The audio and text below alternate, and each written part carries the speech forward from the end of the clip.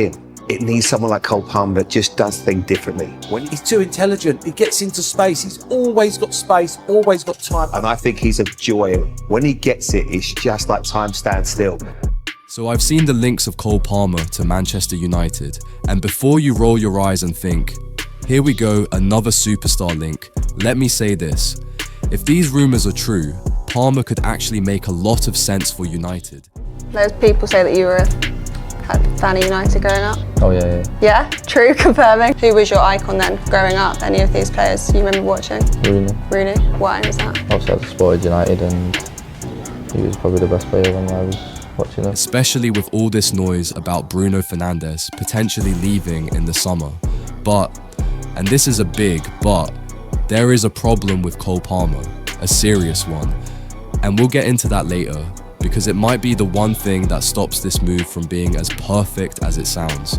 Right now, on paper, Palmer looks like the ideal Bruno replacement. Creative, confident, ice cold in big moments, technically ridiculous, and already carrying teams on his back in the Premier League at a young age. He plays with that swagger United fans love. The kind of player who wants the ball, wants responsibility, wants to decide games. If Bruno does go, United will need someone who can take over that creative burden. Someone who can operate between the lines, create chances, and handle the pressure of being the guy. So the question is Cole Palmer the perfect replacement for Bruno Fernandes? Or is this another shiny name that looks amazing on paper but comes with a hidden cost? Palmer is one of those players who plays with freedom but also with intelligence. He finds pockets of space, drifts between the lines, and always seems to arrive in the box at the right time. His decision making in the final third is calm, almost arrogant in the best way. He doesn't rush. He waits for the right moment, then he hurts you. In terms of profile, he's different to Bruno, but that might actually be a good thing. Bruno is chaos. He's constant movement, constant risk, constant volume. Palmer is more controlled. He scans, he receives on the half turn, he slows the game down, then suddenly speeds it up with one pass or one touch. That control could bring a bit of balance to a United attack that at times feels rushed and emotional. But here's where it gets interesting. If Bruno leaves, the instinct is, we need another number 10, another creator, another star. But do we? Because when you look at United's squad, we already have a player who thrives in similar spaces, who loves carrying the ball, linking play, and driving at defenses, and that's Kanya. He's not a traditional 10, but he is a creative hub. He can drop deep, he can run beyond, he can play wide, he can operate centrally. He's an outlet in transition and a problem for defenders. So maybe the real question isn't just, is Palmer good enough? It's, do United actually need another player in that zone if Bruno goes? And that's where the conversation starts to shift, because maybe the priority shouldn't be another number 10 at all.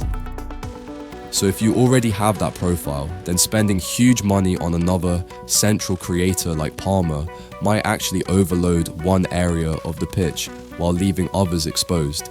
And one of those areas is painfully obvious, left back. That's why, if it were up to me, and Bruno did leave, I wouldn't be prioritizing another number 10 at all. I'd be looking at someone like Lewis Hall from Newcastle, young, dynamic, technically secure, aggressive going forward, but also disciplined defensively. He's the kind of modern fullback who can give you width, progression, and energy. And when you think about how he would link up with Dorgu on that left side, one holding the width, the other attacking the half space, suddenly you have a balanced, dangerous flank. That kind of profile changes the whole structure of the team. It gives you better build-up, better transitions, better coverage, and it allows players like Connor to operate inside with more freedom, knowing the width is being provided properly. So while the headlines might scream Cole Palmer to United, the smarter conversation might be, do United actually need another star 10? Or do they need to finally fix the foundations of the team? And now, we have to talk about that problem I mentioned earlier. The one thing about Cole Palmer that no one really wants to bring up. First, there's the injuries. Palmer has already started to pick up issues, and when you look at his recent seasons, the pattern isn't exactly comforting. Little knocks turning into weeks out, rhythm getting disrupted, form dipping after returning. For a player who relies on sharpness, timing, and confidence, that matters a lot. And at Manchester United, we've seen this story too many times. Talented attackers coming in, looking electric, then spending long spells on the treatment table. Then there's the inconsistency. Palmer can be world-class one week and quiet the next. When he's on it, he's unplayable. But when he's off, he can drift out of games. And if you're replacing someone like Bruno, a player who, for all his flaws, is always involved, always demanding the ball, always impacting games, that drop-off in influence becomes a big concern. So yes, Cole Palmer has the talent. Yes, he has the mentality. Yes, he could thrive at Old Trafford, but there is a gamble there. A gamble on fitness, a gamble on consistency, a gamble on whether he can carry the weight of being the creative hub at Manchester United. And as always, this is just my opinion. So get in the comments and tell me what you think. Would you take Cole Palmer as Bruno's replacement, or would you rebuild the team differently?